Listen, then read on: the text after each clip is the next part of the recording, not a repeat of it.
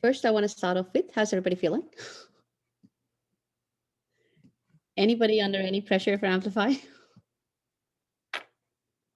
No pressure. Okay, so we've yet got a week, and myself and Jeremy are readily available throughout the week for anything that you have, any questions that you have. We're giving you tips and tricks to give it your best shot at Amplify.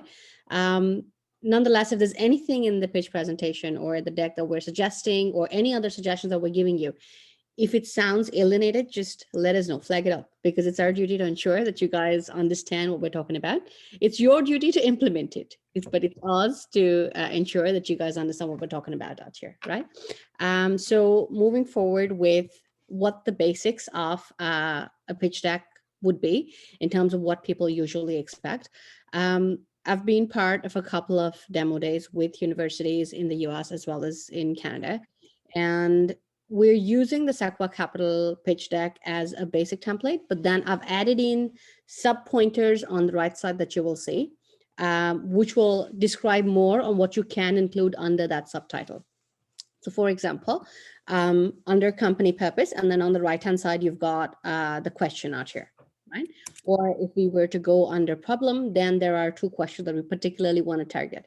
And I'll take you across that pitch deck, across the sample pitch deck. This would be, I wouldn't say it is the gold standard, but this is like a basic benchmark. So there's a wide difference in saying that this is the perfect pitch deck versus being that this is the basic of what we need at least, and we can build further on it. But these are definitely elements that we do need in it, because otherwise there will be questions when they get a chance for a Q&A. These pointers would particularly get picked on, because these are literally from the subsections of the basic questions that VCs usually ask as well. Sometime next week, we're going to host another workshop, which will particularly be directed towards the Q&A that you can expect from VCs.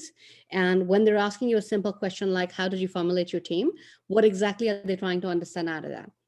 It is a behavioral question. It is not about exactly how did you form your team, right? So we're going to try to explain a little more about that background as well.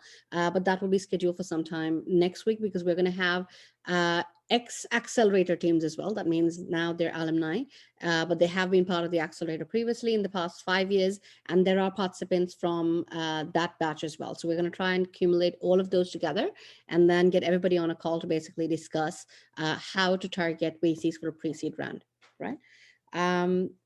Different teams, I understand, are at different stages. Some are at pre-seed, some are probably at round A if they're from the alumni batch of the Accelerator. Most of the pitch decks need to have these basics in it though, right?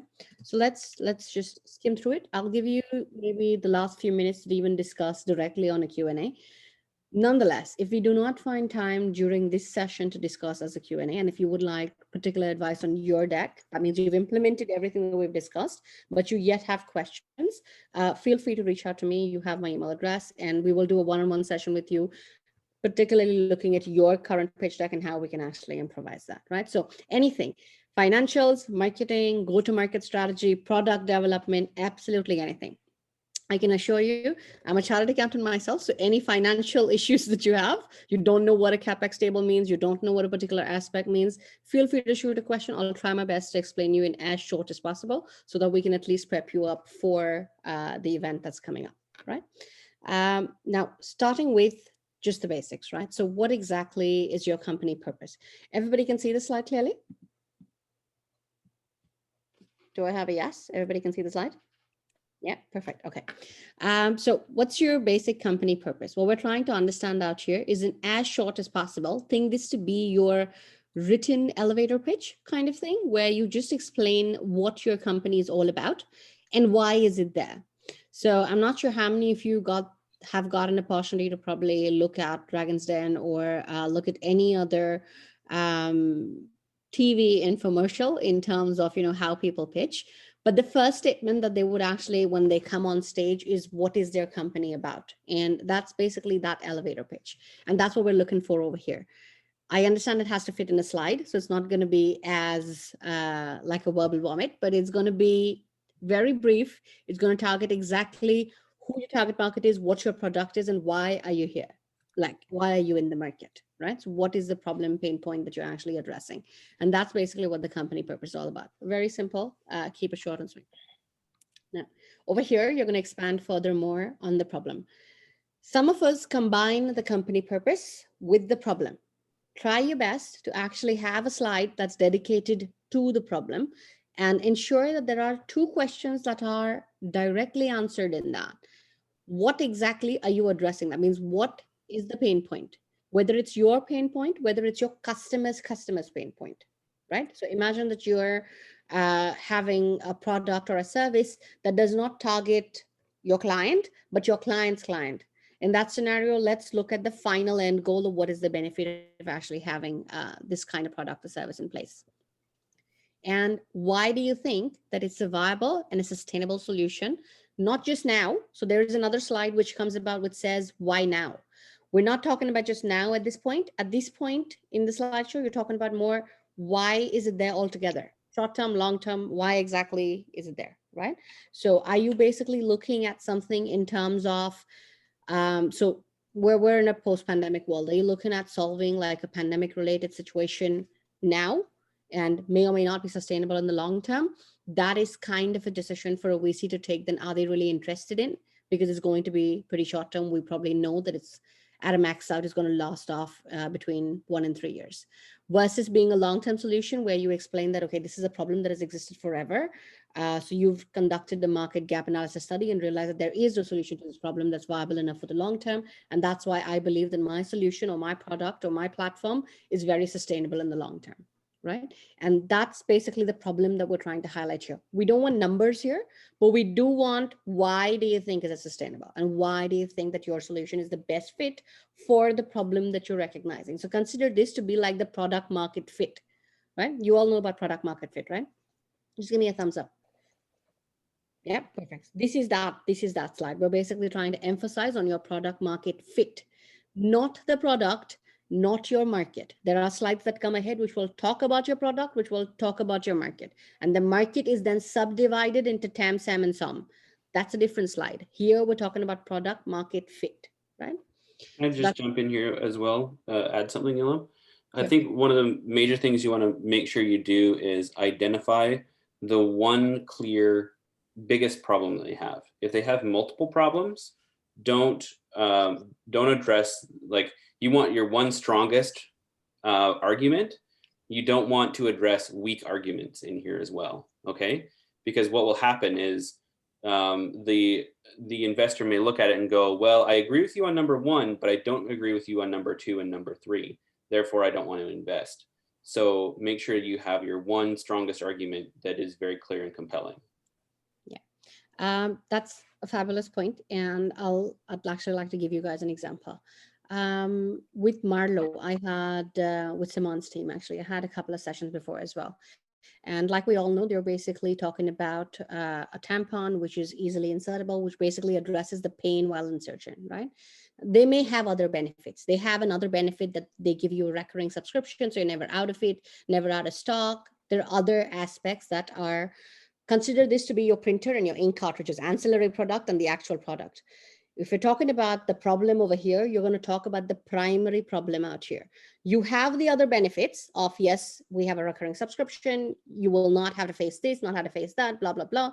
But those are their subsections under your main problem criteria. So your product market fit actually is about your primary issue. So like I said, the elevator pitch, you're not going to talk about everything about your company. You're going to keep it as brief as possible, but you're going to look at the exact problem that you're being able to service. You can possibly say that apart from this problem that I'm servicing, we also found that the market wanted a solution for A, B, and C at a maximum, like maybe one or two other, and our product addresses those aspects as well, right? But that only if you're backing it with very strong validation or market study. Yeah. Because that point that Jeremy mentioned is very true. If they see that you're talking about, like, you're very confused in between what your product can offer and bring to the table, and you're probably talking about 4 or 5 solutions that are all coming about together, even if in one of the 4 or 5 solutions that you're bringing to the table, you have a very strong competitor in the market, it will actually weaken your case. Yeah. So that's basically with regards to the problem. Simone, you We've mentioned. gotten really mixed feedback on that because we started with just one problem, and then a lot of investors told us to add more problems about people running out of product, and they thought that that was a really convincing statement. Perfect. So I just don't know how you balance those two. Then you have validation, right? So like I said, if you have validation, definitely then include it in the slide, but then as subordinate to it, clarifying that my validation is like 300 people have told me that this was a problem. And in a market study that we ran, X percentage of people agreed that this was the case, right? So as long as you've got market validation on it, you've got sales figures to prove it, you've got anything of that sort, market data, definitely put that on board, right? But do keep in mind that your primary problem is X, and that's why you started the company initially, right? So don't lose sight of that for sure. Thank you. With regards to the next slide now, over here, in the previous slide, we were talking about the product market fit. Here, you're talking about your product. How are you going to brand position it? What is your value proposition exactly, right? So how do they think of you when they think of you? This is not about how you make them think about you. That is go-to-market strategy. That is basically advertising and marketing channels. This is about if they did, imagine that they did already know you, where are they positioning you? Are you the Tesla? Are you the Toyota? Are you the Apple? Are you the Nokia? Where are they positioning you? And it's not by me saying when I'm saying, are you the Apple? Are you the Nokia? I'm trying to show down on Nokia. No, that is a mass market. Apple is probably a little more niche market as compared to what Nokia is trying to target because of the branding and because of the pricing strategy that they have, right? What is your physical placement? So some of you I've seen have actually placed, so if they're actual tangible products, you've shown that it can be placed on the shelf over here. That's great. So you're actually going to show physical placement. So you're showing that you're thinking this through. You're not just thinking it as a concept, you're thinking it actually of how it's going to go to market as well, right? Provide as clearly articulated cases as possible in terms of if you're going to talk about this slide, and even if there is 1 minute to talk about this slide, back it with data saying that, okay, this is where we feel we fit in. This is where we are going to place our products. So we are going to use these sales channels. And the reason we believe that is because exactly at this point in the customer's life cycle, they're looking at making that make or buy decision. And that's exactly why we feel that we fit in there really well. So your solution is basically articulated in terms of what is your USP, what's your unique selling proposition or your value proposition as you call it. How are you going to brand position yourself? What are the sales channels and whether it's going to be a physical placement, if it's an actual product, and why do you think you're going to do all this, right? That's basically your solution. Now, this slide usually changes it changes very variedly, depending on whether you have a product or a service, you're in a repeatable recurring market in terms like a SaaS product, whether it's supposed to do a monthly revenue, when you're looking to actually collect a monthly revenue, or it's a one-off purchase product that's actually solving the problem once they've purchased it for a longer period of time. Your solution slide will differ very widely depending on what your product or solution is. Any questions on this? Okay, I'm assuming everybody's understood. And now we're going to go to why now. Till now, we spoke about product market fit. So we gave a very brief introduction. And the reason I'm actually recapping all this is because to ensure that there's no repetition when you're talking your slides, when you're talking about your pitch and you're actually pitching, ensure there's no repetition. So you have an elevator pitch. You basically defined your problem, product market fit. You then described a little more about your product, where it sits, how it sits, how people are going to think about it. Now comes the why. So one, we answered the why in some terms of why overall, right? And that we answered at the problem stage. So when we spoke about the problem, you described the pain and you said, why this solution? The next question comes about is in my current situation, if you're asking me money now, why should I invest in you now? How are you going to prove that this is a solution that's required now, right? So for example, I believe, Wagner, you're developing something which is a stabilization tool for people using a wheelchair. Not really. It's a walker. It's a walker. Okay. Yeah. In that scenario, if it's a walker that basically anti-fall prevention, that was yours? Right. Okay. Mm-hmm. So if you were to think about this slide for yourself, now you're in pre-MVP, right? Mm-hmm. Right. Yeah. So in this scenario, if you would be asking an investor for money, and by the way, good news is we do have companies that do invest in healthcare pre-MVP stage that are coming into Amplify as well. Okay. So try and make your case as strong as possible. And when they were to ask you this, why now? We're going to basically pitch it out to them even before they were to ask us that. Now, in this scenario, you've got to back this with data. So you've got to show historically what has been happening. So I'm hypothetically talking about these numbers. I don't know what these numbers are true, but I'm only basically giving you a hypothetical scenario. Imagine that he is basically, Wagner is talking about a fall prevention walker, an anti-fall walker, which basically has some kind of a technology where it stabilizes you physically when somebody is, when somebody is just about to have a fall, or it highlights to people, to your loved ones that, oh, somebody's had a fall in case that they have had a fall. If that be the scenario, you've got to have historical evolution behind the problem in terms of how many people have actually visited a hospital because of a fall from their walker in the past 10 years, and how has that trend been running? How has that trend been running in your market and in markets closer by to you as well? So what is the historical evolution of your problem in your current market and in the global market where you are looking at for expansion, right? So that basically explains why should the investor invest with you now to solve this problem. Here, we're not addressing whether your product is strong or not. We're addressing it more on the timeline. So any product that is more attractive in the current time is more likely to actually get fundraising immediately, rather than somebody think that, okay, this is a problem that's been forever, it need not really be solved right now, and it can probably wait some more as well. So because we've got more pressing issues, we've got more lucrative options to actually invest in, right? So another example with Mixer. Garvin, you're basically dealing with something of that sort, right? Yes, exactly. Right. So, and now you have a product that is kind of competing with the likes of Zoom, but has an add-on feature to it. kind of, yeah. We was even just something me and Blaze were just discussing is we have this product, but effectively up until now, we've been like in beta. So even though we're at the point where we've gained traction, we kind of proven that the proof of concept works, we're still essentially looking for seeding funding because we won't have data on the revenue models that are going to support the new product effectively. Okay, but do you have data? So you don't have data in terms of you yourself haven't collected data, but Well, explain a little more in terms of what is the unique selling proposition of your product. Maybe I can expand more on that. So the USP that we're sort of going for is our engagement. So like we focus on the fact that users can actually do things while they're on a video chat, as opposed to just a video chat plus something else. And then that extends into our sort of custom event practice, which is sort of bespoke and like one-off-ish. So we're finding it hard to propose directly what we're gonna like use investment for and need investment for, because we're hoping to fund our sort of public platform with our like bootstrap it with our consulting of doing virtual events. And the public platform, we're really focusing on a free model with advertisement, but we have no data on the advertisement. And that's the problem, because that would be sort of the ROI.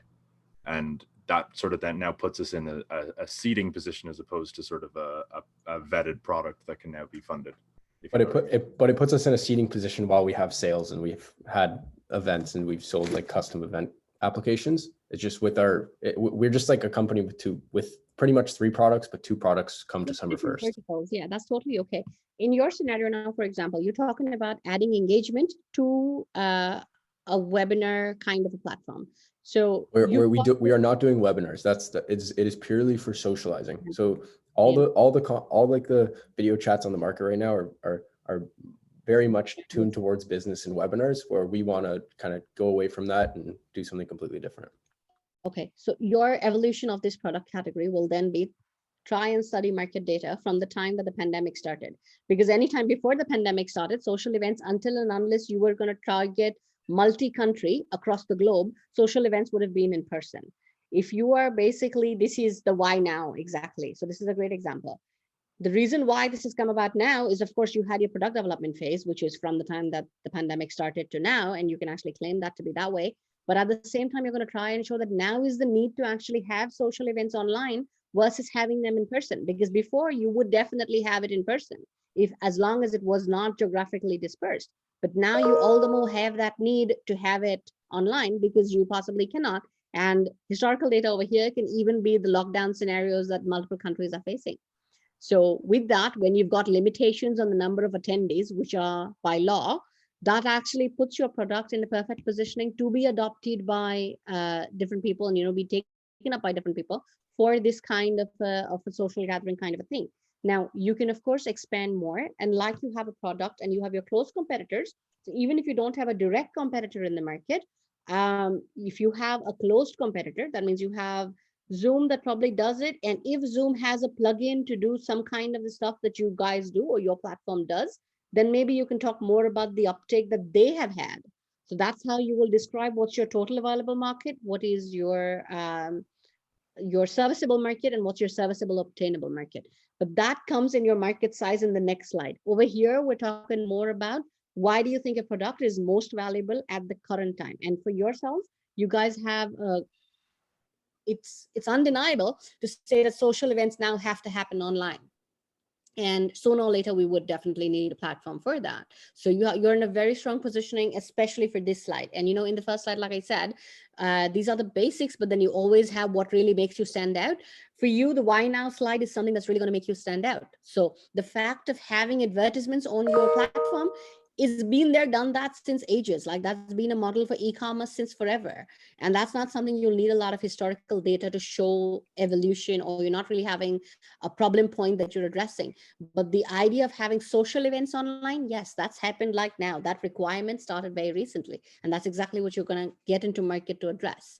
So make it a point to pose across to them. And this is going to literally be the main strength of your presentation. Don't think that you don't have data. This is in fact the strongest point that you have about your product, right? For the remaining of you guys as well, try and, like I explained with their example, try and back it with data for why do you think that there is room for this product. So is there a competitor, is there a close competitor, or is there a complete gap in the market? And you can see that gap and prove that gap because X number of people are trying to search for this. Use Google Trends to prove it. Google Trends can easily show you the search characteristics over the past number of years, and you can actually backdate it. You can divide it by geographical reasoning. So you can say that, okay, in Canada, X number of people are searching for this kind of a product. If I don't, to be honest, I don't remember all of your products, but excuse me on that. But for a few of you that I do remember the products of, if you were to, for example, search, Simone, yourself again, if you were to search on Google Trends, where people are searching for alternatives to sanitary pads, right? Now that shows a need analysis for a product like yours, because the very fact that they're looking at alternatives is that they're open to moving into your space. They're open to actually adopting a product like yours. And that would show that your product is in demand. So over here, we have it in demand. It's a viable solution. So if you've run any kind of market study which says that, yes, the product works. So irrespective whether we're talking about Simone's products or any of your products or services, that yes, it works. And it is long-term sustainable. That means you don't have somebody that's going to really just capture the market overnight and wipe out your business. So that it is a sustainable, it doesn't have a lot of hurdle to entry, and you will be able to sustain your profitability in that business, right? So that's basically the why now. If any of you think, again, I'm re-emphasizing, if any of you think that any of the slides that I've spoken to right now, because you're in pre-seed stage, you do not have enough data for that slide, please get in touch with me, because these slides are for pre-seed stage and for round one and for, depending on which cycle you're at, irrespective of that, these slides will hold relevance in your scenario. So irrespective whether you've launched a market, you're right now at beta at all your products, some of your products whatsoever, if you feel anywhere that no, I don't have data to even put into the slide, and that's why I have skipped this slide, get in touch with us. We'll figure it out as to how we actually pose it across, right? So that's basically with the why now. Any questions on this? I have a thumbs I know up. competition comes up later, but would you be able to bring up a competitive analysis here to show the gaps in the market? Not here. That the competitive analysis is going to happen at number 7. Okay. Right over here, yes, you can show the gap. So the gap is okay, but you're not going to talk about your competitors here. You're going to talk about there is a gap because we have done a competitive analysis, and the gap is the market size is worth X amount if you can actually amount it up to something, right? So the gap you can show, but you will not show your competitors in the space right here. That goes on slide number 7. Yeah. Everybody else okay with it? Can I get a thumbs up from you guys? Yep. Okay. Moving forward to market size. Now, these are sizable things, quantifiable. Attach numbers to this, please. I have seen most of you love to talk about the total available market size. It's great. It's in the billions. The total available market size for any product, as long as it's a very common gap in the market, is most probably going to be in the billions. Earlier, people would like to state up to 1 billion. And now the norm has become between 3 and 5 billion, which is actually really attracting people for a global business, right? So the TAM can be as large as that. And that's fairly easy to see, because you would basically see, even if you're an innovative product, look at your close competitors and their market size, look at their annual revenues, look at their market coverage, sum all that up together. And that's basically how you're going to get your total available market size, right? I will share these screens with you, the slideshow with you as well. This is just an expansion of the email that you already received about keeping your pitch decks with this format. So it's just an expansion, but probably it'll start making better sense after we've had this workshop as well, right? So keep your TAM and please do specify it. Next, what is your serviceable available market in terms of?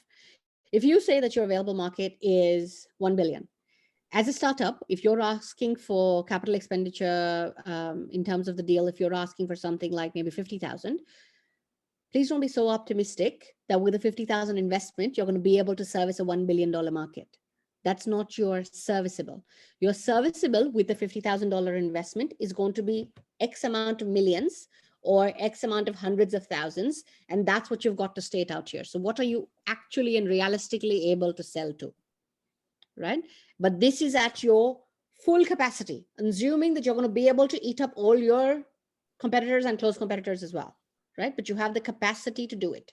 So if I'm selling a candy bar, imagine that I have a company that I'm actually creating candy bars. My total available market would be the total summation of all factories that are producing these candy bars globally, total available market, because eventually I can go global, right?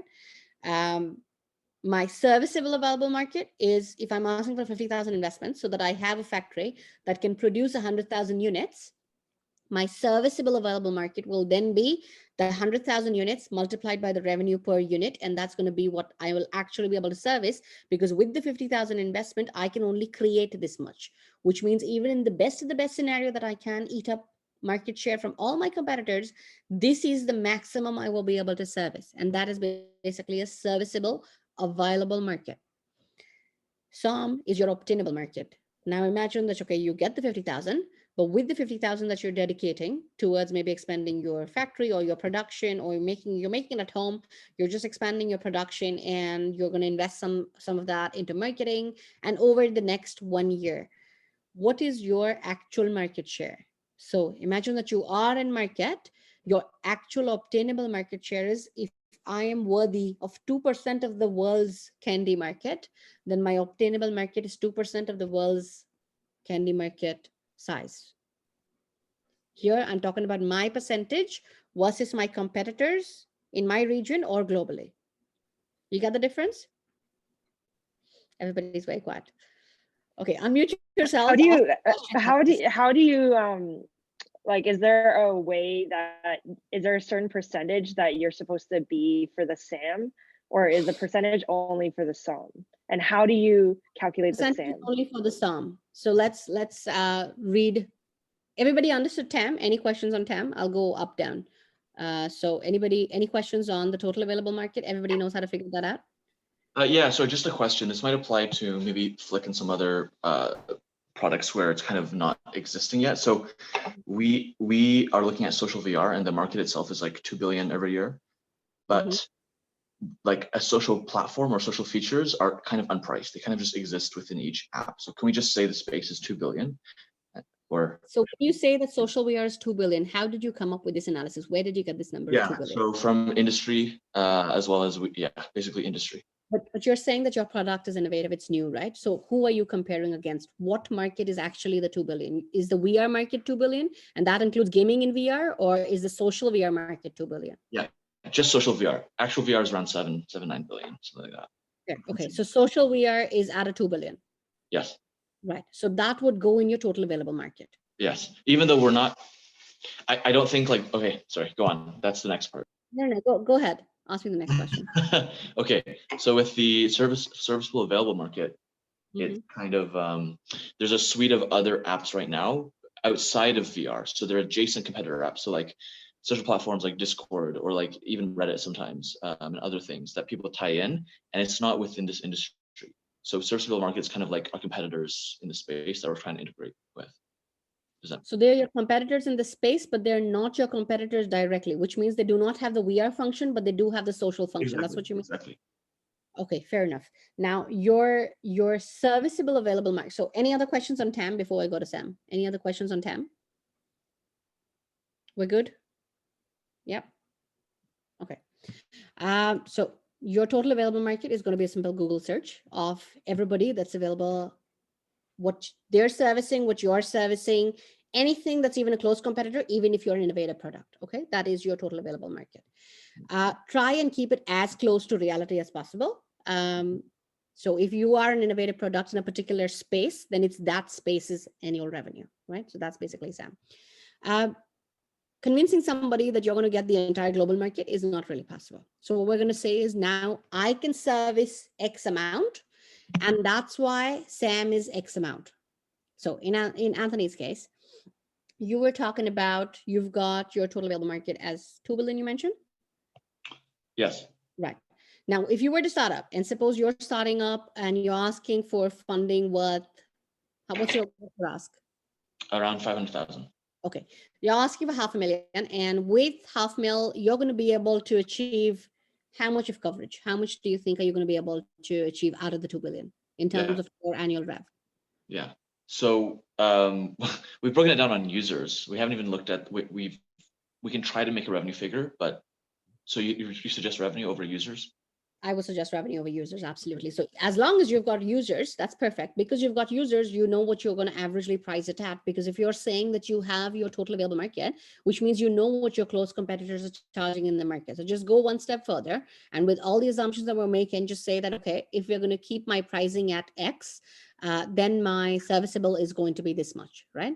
So the very fact that you're going to ask for money, please ensure that you have the pricing of your product in place, even if you've not actually made a sale, but you need to know how much you're going to sell it at, right? Because I'm sure that even if you asked your parents for money, they wouldn't give you money unless you told them that, okay, I'm going to use this money to sell this product, but this product that I'm going to sell is going to be worth $10 each. And I'm going to sell this bottle at $10 each. I'm going to be able to produce 100 units. And that's why I am going to basically make $1,000 out of it. But in order for me to make those 100 units that I'm going to sell at $10 each, I need $500 from you. At that point, yes, they would give you that because they know what you're going to do out of it. Unless you've priced the product, it's very difficult to say what your rev projections are. You definitely need your revenue projections in the financial slide down. So please do price it. Now that you know your number of users that you're going to be able to acquire and you have a hypothetical pricing attached to it, but please keep the hypothetical pricing as realistic as possible. Right. Even though it is hypothetical, do not price it at like something that's way above usual market price. Because when you spoke about total available market, that means you priced and you are considering X number of competitors in the market. Look at how they're priced and price your product similarly, right? And that will give you your serviceable market. So when you say that I will be able to capture, how many users are you looking to capture? Well, it depends on the time scale, but around 2 million. In the first year? No. So several, like a few 100,000, basically. 200,000? A few 100,000, sure, you can say that, yeah.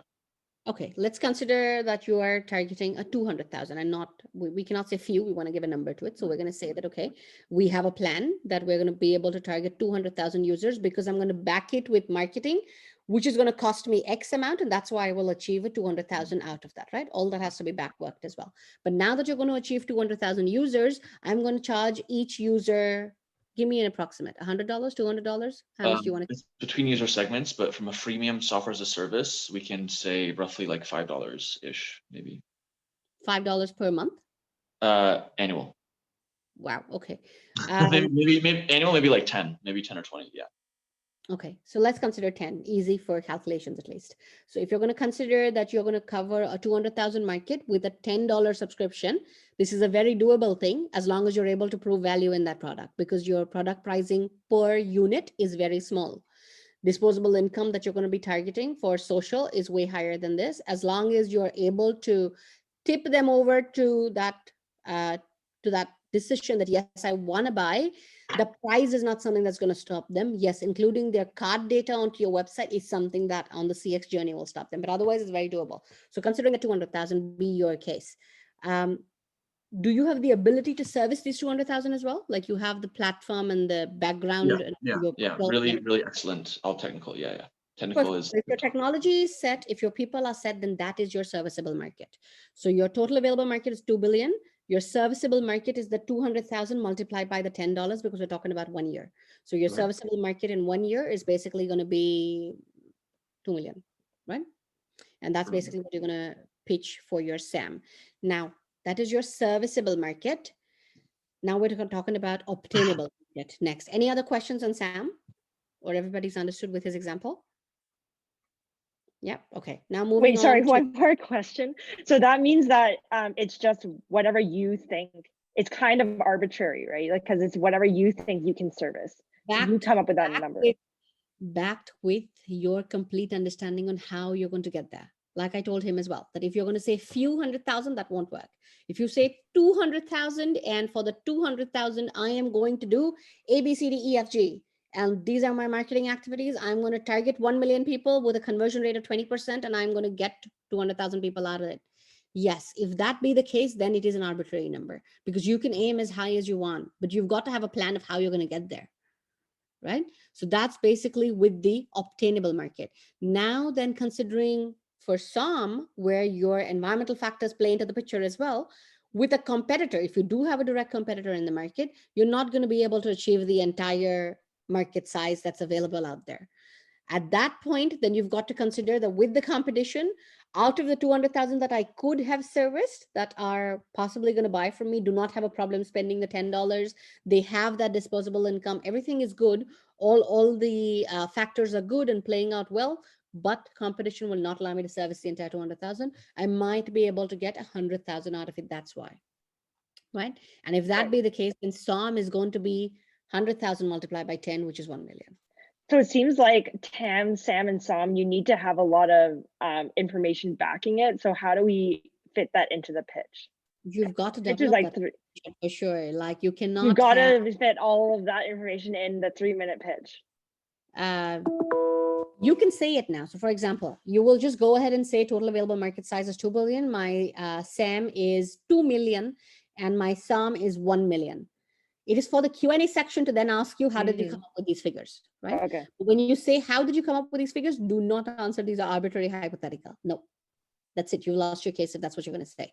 You've got to back it then by data that, okay, if I said that I'm going to be able to achieve 2 million, that's because I backworked it on the number of users that are there in the market, and I'm going to charge them $10 each, and this is what I'm going to be able to achieve, right? So these slides need not have your calculations on the back end. They need not have your market studies. You can just say a line by market study. It is then for the VC, if they want to do further due diligence in you, they're going to come back and say, what is your market study? Is your market study 20 people? Is your market study 2,000 people? And that's what's going to build your credibility to actually get the investment, right?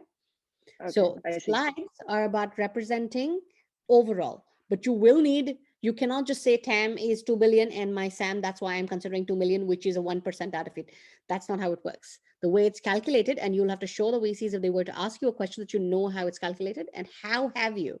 So you have given not a hypothetical projection. You've said that, okay, these are the number of people in the market that have a disposable income to afford this amount of pricing, and this is what I can achieve, provided there's no other competitor in the market. And that's why SAM is equal to X amount, right? Okay. So that's more so the questions are. Definitely, you're not putting calculations out here. Taking us then, everybody okay with these now? Yeah, good. You can use reactions, by the way. I mean, we don't need to do it by hand. There are reactions that you can use inside Zoom and, yeah, go ahead. Thank you. Next is number 7, which is competition. Over here, Simone, you asked whether we can, include the competition aspect in the market size on the top. We don't include, not in the market size, sorry, where you were describing your solution. You do not include your competitors there, but here you want to answer it before you're closing, right? So you do want to show that I'm aware that there are competitors in the market. It's very kiddish to say that, okay, my product is so innovative that I have no competitors in the market at all. That usually never be the case. You would have some close competitor in some part of the world. So go ahead and think it's very less probable of a scenario that you would have absolutely no competitors. Tie in your USP with your competitive advantage, and that's basically what comes out here, right? So your competitors and what's your advantage. Another way that I've seen a lot of people actually pitch for this, you would show your strengths, you would show your competitor's strengths, and the place where your strengths are unique to your competitor's strengths. So you have like a Venn diagram. There are areas which both of you overlap. There are areas which are only their strengths, and then there are areas which are only your strengths, right? So imagine that you've got two Venns out here, and these are your strengths, these are their strengths. The place where they combine is basically not the strongest of your pitch. The place where they do not have an overlap is where is your strongest pitch. And that's what you got to place out here as a competitive advantage as your USP as well, right? So you're going to link it back to your USPs, but these are your advantages. Things that your competitors do not do, cannot do. Moving forward, your product now.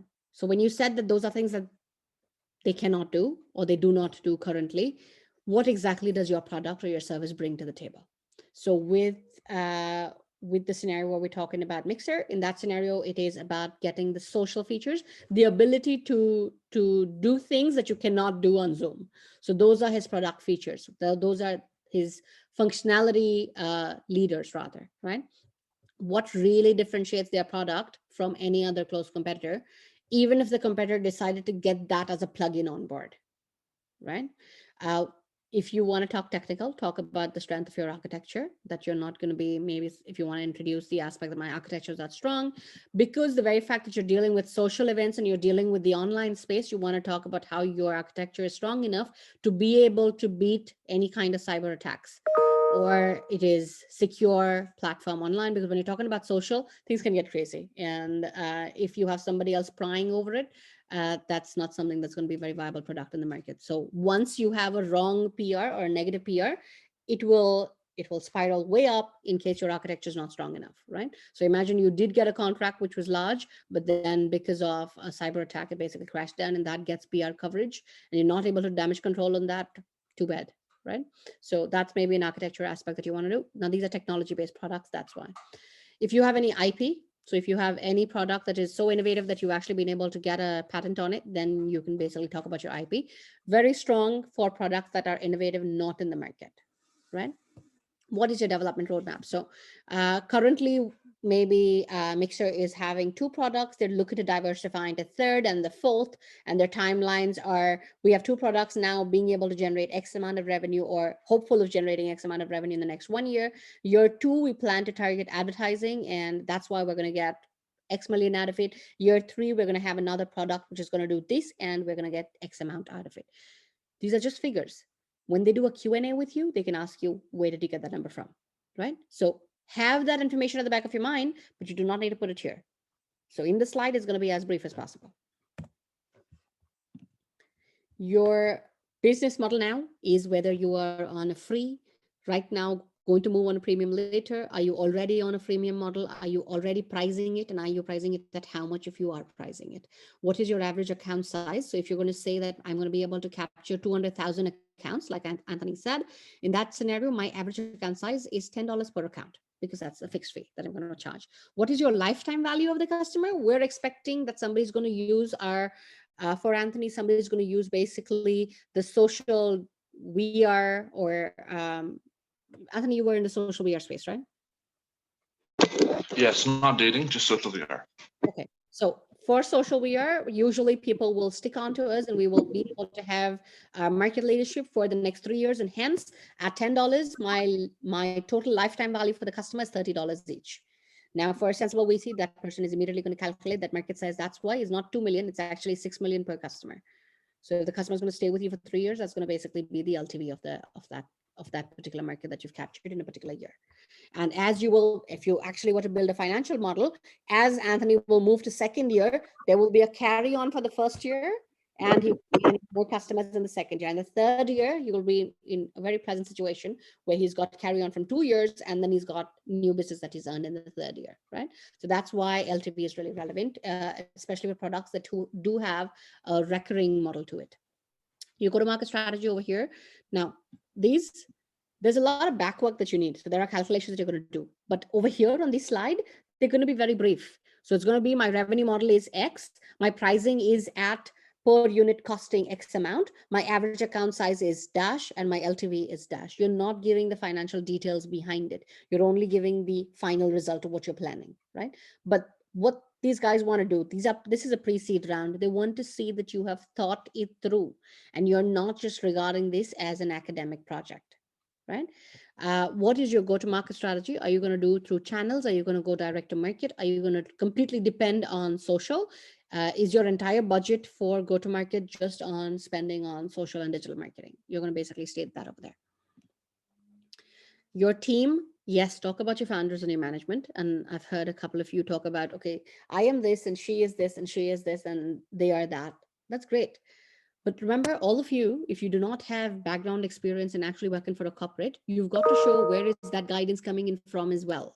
So who are your board of directors and who is your external board of advisors? People want to know that you're going under the right guidance in terms of actually going to market. So either you have somebody very strongly backing you on your financial analysis, you've got somebody strongly backing you on your validation, on your marketing and sales strategy. But if you've got any external board of advisors, please include them in your team so that it just gives more confidence to the VC that the person knows what they're really looking at, right?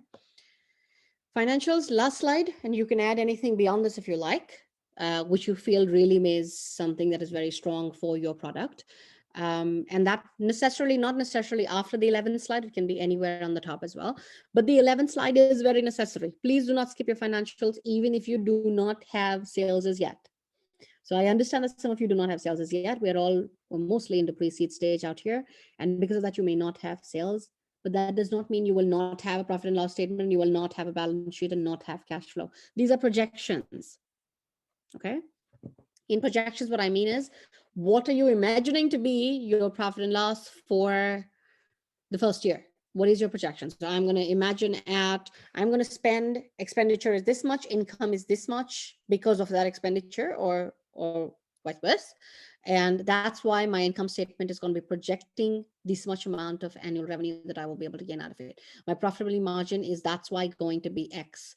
You're only giving the end results. You do not have to show screenshots of your profit loss statement or your income statement or your cash flows, but give an approximate of what it will look like at the end of 1 year. If you have broken that down into 3-month segments, go ahead, give those statistics as well, right? A cap table is necessary if you're asking for a deal. The cap table shows who owns what percentage of the company and at what value. So if you own 100% of the company and you're planning to offer these guys an equity stake of 4% in response to 100,000 investment, put that here. That's what your cap table is, right? And over here, instead of showing black box capital, for example, over here in seed, instead of showing black box capital over here, you're going to say that, okay, I'm going to give you X number of shares, which is X percentage at X value. And that's why I am asking for an investment of X million, X 100,000, etc. They want to see themselves of how they fit into your structure, right? Another way of doing that is, what deal do you want? I am ready to offer you X number of shares, which means you will own X percentage of the company in exchange of $100,000 or $200,000. And usually on Dragon's Den, you will see that people are bargaining this value even when they are interested. So when the VCs are interested, that's where they go ahead and start bargaining on this value. And many times on the spot, they would make a decision.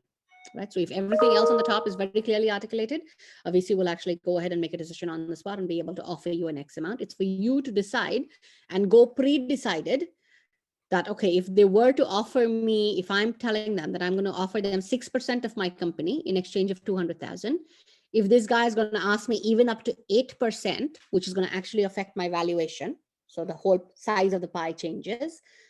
I will accept or I will decline. And that needs to be pre-decided. Everybody understood this part of it? Or you need any explanation further? Yes, no? Do you guys know what I'm talking about? How should we go off like coming up with our evaluation? How should you go about coming up with your valuation? You can actually get your company valuated externally. Alternatively, there are a lot of valuation strategies that you can use. For example, you can valuate your company based on fair value of shares, if you have shares. If not, because that's not mostly the scenario at pre-seed stage, what is your annual revenue, and can you do a multiplier effect on that and basically come to know what's the valuation of the company? So for example, you're aiming at an annual revenue of 20 million. And that's why I believe that my company value is X amount of that 20 million. It's going to get a multiplier effect to it, right? Because you don't just consider 1 year's revenue, you'll consider a little bit more than that. And within your industry, what is that multiplier that you use? You'll easily be able to find it on Google as well. With that, valuate your company. Once you evaluate your company, you will basically say that, okay, valuation of the company is this much, and hence we're ready to offer you a safe agreement, which is a simple equity of X amount with X amount of investment. So I'm going to give you this much stake in my company, provided you invest into this much. Have a range in your mind, because whatever you ask them, they might actually go ahead and counter if everything else goes right. Right? So most of these offers are made on the spot, like you said, in historically. At demo day, no. Now, when you say historically, let's give more substance to that. For myself, I have seen multiple demo days in multiple universities or by multiple venture capital group. I'm ex-alumni from Columbia Business School. We ourselves have a venture fund that is backed, and we all partake in that. And that's why I've seen that happen. There may be a due diligence, but you will get an initial offer if you were to be at a demo day of that sort. Now, we're talking about two events here. One is Amplify and one is Demo Day, right? Demo Day is basically called as the Western Angels Demo Day. And Amplify is basically the prequel to that Demo Day. So yes, Demo Day is about asking and pitching for actual funds, but Amplify is looking to basically weed out those that are not yet able enough to go ahead and ask for investment. So when you do these projections, if they feel that your projections are all just hocus pocus, that does not keep you viable to go into an actual demo day, where a VC will directly ask you, if you have a validation, your validation has to be very strong in terms of, I have studied the market for maybe 10,000 users. And that's why this is validated. And that's why they will definitely let you go from Amplify to VAD. VAD is basically Western Angels Demo Day. And this is 20th November to the 4th of December. That's basically the transition we're talking about. But Amplify itself also is not judged by... It's 1 o'clock. The event Amplify itself is also not just judged by internal staff. So it's not just me and Eric or Sarah Buck or any of your professors judging this. These are members of the Ivy Advisory Board, which are sitting at external positions. And there will be at least about 4 judges in each of the rooms to basically mark you against the viability to actually get an investment. These are investors.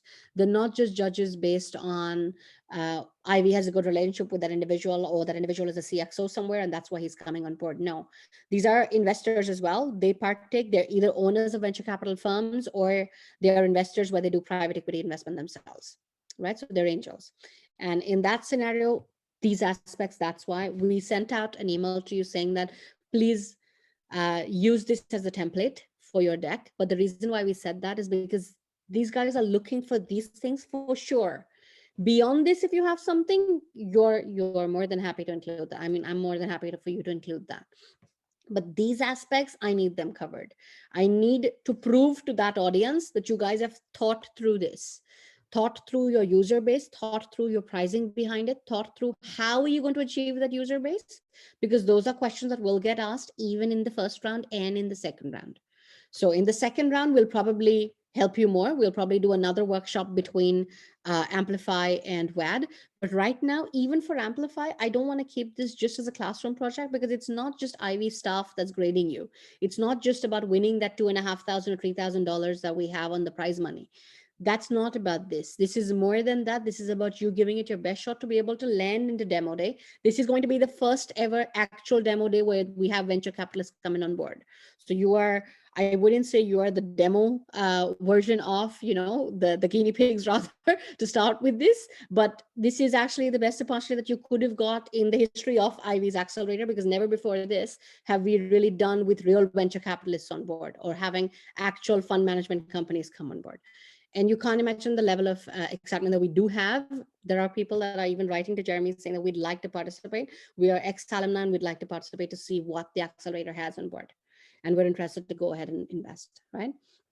So you do have actual investors on board for Amplify and for WADD. And that's why we're hoping that even though Amplify is not the actual investment date, it is your qualifier round to get into demo day, right? Now that brings me to the end of my slides, end of our time as well. But at the same time, everybody I want to ensure that everybody's understood the concepts that we're talking about and the importance of having them in your slideshow, having them in your pitch deck. Everybody understood why we're suggesting these things and how you're going to work on these? Yeah. I have a question. Go ahead, Blaze. No, you go first. You go first. Okay, it's a really quick one. We are raising a round on a safe or convertible note, so I just wanted to be sure that it's okay if we don't place a valuation on the company. When it is on safe as well, you will need to state the percentage of equity that you're offering them. No, we don't. That gets determined during the priced equity round. What I mean to say, it's not a have to, but it is a good to have. Like if you want to basically look at any kind of investment, you've got to have a valuation attached to that. You can say that, for example, this would be, it's dilutable or non-dilutable, right? So we're offering an X percentage and that's why it is either dilutable or non-dilutable. But if you do have a valuation behind that, is definitely more beneficial. And usually the way I've seen it, at least,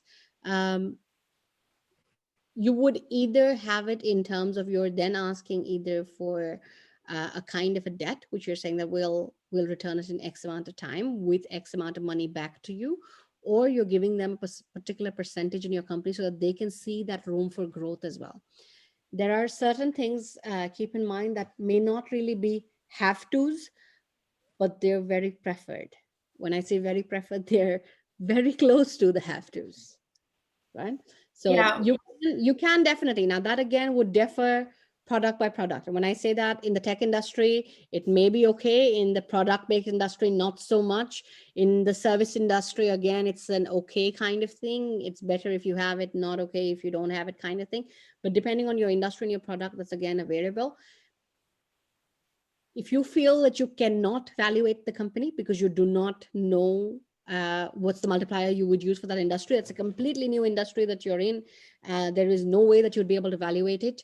You don't know absolutely by any chance. There is no way for you to understand what your annual revenue is going to be. And that's why you can't really go ahead and give it any kind of evaluation. Then fine. Then you can go ahead with saying that, okay, it's going to be a percentage, but we don't know what the total value is right now. So I'm asking for X amount, and I don't know what percentage of the company that, I would be able to really devote to you, but we'll give you X amount of shares. But then again, these are dilutable shares, which means the VC will probably think that, okay, today you might give me 1,000 shares for the 100,000 that you're asking for.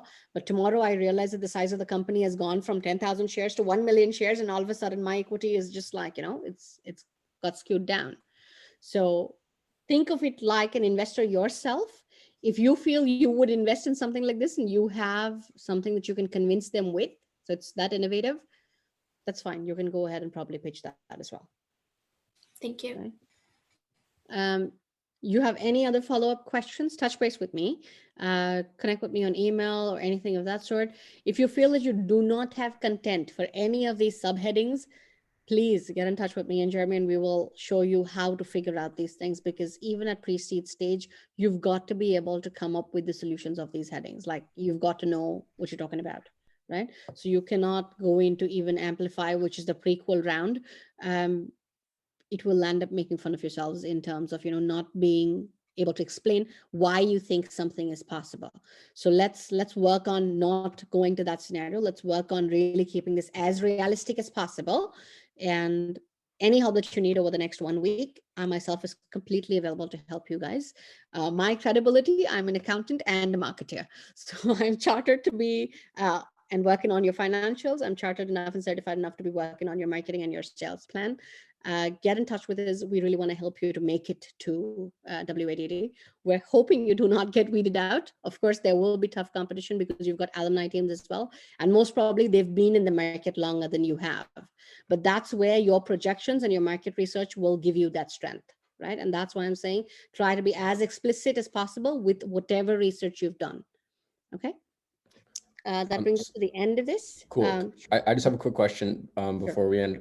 In terms of something like what me and Governor are doing, where we have a free platform and we have like a pretty large user base. Now, where should we put that in the presentation? Like right now, I put it after the financials, just our growth in terms of users and like the number of mixers that have been held, and like kind of our projections with that. Is that cool to put after financials? Is that where we should be putting it? You can put it after financials. You can alternatively put it at your market size as well, right? Because you've seen growth, even at a freemium model where you're talking about it's currently free and eventually will become a premium. Either you're going to make it a premium by directly introducing a price, or you're going to make it a premium saying that, okay, social events for 30 people are free, but beyond that will be charged. And why I'm raising this at a 30, just off my head, provincial and federal laws right now tell you that within Ontario, you can have parties up to the size of 30, but not beyond that, which means for any parties beyond 30, they all the more need your software. So up to 30 people, keep it free. Beyond 30, start charging. And that would make it a freemium model. And if that be the model, then you want to basically talk about that in market size. Cool. Thank you. But when I say that think it through, what I basically mean to say is you can show a growth slide over here in between 6 and 7, but think it through, because when somebody asks you that, why did you choose 30 as a number, back it with some information. Don't just hypothetically pull it out of your hat like we just felt so. Like that's not a reply you want to give, right? So just back it with some kind of information as to why do you think that is the tipping number over there, or your pricing or anything of that sort. So growth can definitely come after market size, before competition over there. Now, in terms of increasing the number of slides that are there in this, please limit it to 15 and not beyond that. You will not have time to present, right? Because otherwise you will literally just landing up showing them the creative of your pitch deck, how beautiful it looks like, but you won't be having the time to explain them anything. So max keep it at 15, because if you have 5 minutes, you literally have 1 minute for every 3 slides. And lesser than 20 seconds, it's impossible to cover the data on this. So do not actually exceed 15. Currently, this is a 10 slide format. So if I remove my first slide, which is just a pretty picture, everything else is just basically in 10 slides. If you can fit it in 10 slides, that's perfect, because then you're basically taking, you will have more time per slide. If you cannot fit it in 10 slides, and if you feel that, okay, I want to add something more because it's really my unique selling proposition, then add it in, but keep it under 15 in any case. Okay. Now, go back with this information. You can come back to us if you have any questions. Now is the time until the 12th of November, wherein you are going to work on actually your presentations and your pitch deck. So we've had a look at it, and that's why we decided to do a workshop across the board, because we thought everybody has some of the other element that was missing. We didn't have the perfect golden benchmark as yet. With that in mind, take this as your, I would say like a show example kind of thing. It's not the gold standard, but it's yet a good example that you will be able to compare with, and redesign your pitch decks, please, to suit this format, to suit this coverage as well. We want to cover what's in this for sure. Anything beyond this, more than welcome, but this for sure, right? So I'll leave you guys with this. Come back to us sooner, if not later. Max is going to be 12th. You're going to be able to submit your final presentations, because I believe 12th is the Friday. 13th is the Friday. So 13th is basically going to be your end of 13th, because 14th, we're going to collate all of it. So end of 13th is going to be the day that you actually make your submissions. Don't take up to the 13th, please. My advice, try and work on this maybe today, maybe tomorrow, over the weekend. Come back to us on Monday, show us what you've worked on. Let us give you advice to it. We have industry knowledge. We're able to help you guys. Let us help you, right? So we're trying to take the horse to the water. We can't feed you. So we're going to try and take you as close to it as possible, but please drink it. So please take it in, and please absorb as much as you can.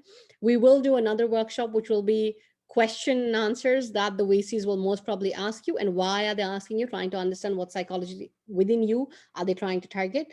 That'll going to be sometime next week. I'm going to fix that up with Jeremy as well, and then maybe we'll let you guys know over email as well. Yeah. Thank you so much for your time, and it was a pleasure speaking with you and getting to know a little more about your products. I have requested Jeremy for access to your videos because I want to have a look at that as well, because that's what's going to go on social media. And we're going to request you guys to go ahead and get votes on that, because there's a People's Choice Award as well. So apart from all the technicalities that we are rating and the prize money that's offered at Amplify and your chance to be able to go in the final 4 into demo day, there's another award which is basically worth the People's Choice Award, which is for voting and based on votes that your videos are going to get. So they don't have that audience on social media, doesn't have access to your pitch deck. They have access to your video teaser, which is your actual virtual pitch. So that's basically what we're going to go ahead and upload on social media. That as well, we're going to have a look, and if we feel that that is lacking on behind, I'm going to come back to you with that, and you can probably look at bettering your video pitch, because that's the teaser that will go ahead for you to actually get your People's Choice Award, as well as we'll go ahead to all the investors to tell them that these are the projects we have. So if you want an investor to really get interested and come on board for WAD, or even get in touch directly. So when we post out these videos of yours, if we have through the investor network as well, if we have any investor that tells us I'm particularly invested in medical technology, so I would like to basically, get in touch with this team, I will myself facilitate that connection as well. So try your best, even in your video teasers, to keep it as data backed and as financially oriented as possible. Yeah. I will have a look at the videos and we'll come back to you for advice on the videos as well. Thank you so much. That brings us to the end of the presentation, and appreciate your time and your energy behind it. And let's see where we can take this. Yeah. Thanks so much. Yeah. Thank you so Where much. where will these slides be available? Jeremy will send them through to you today, hopefully. Cool. Thanks. I will send it to him today, and then he will send it to you at his first availability. Cool. Thank you. you. Take care. Bye. Take care. Bye.